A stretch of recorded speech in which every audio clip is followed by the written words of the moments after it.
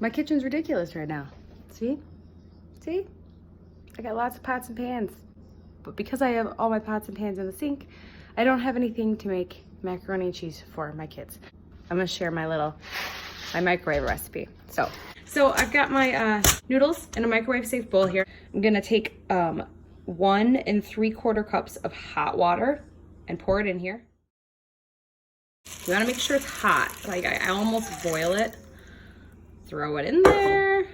I'll give it a little shake stir and stick it in your nasty microwave for 9 minutes and 30 seconds. And let it do its thing. While you're waiting, and your ingredients are just waiting, watch The Office because it's fantastic.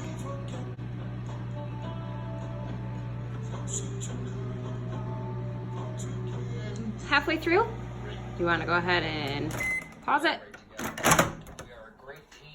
Just give it a little stir. Kind of break up some of those noodles. You know how they get stuck together.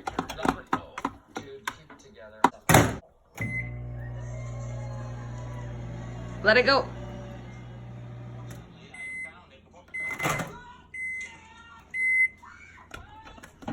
Okay.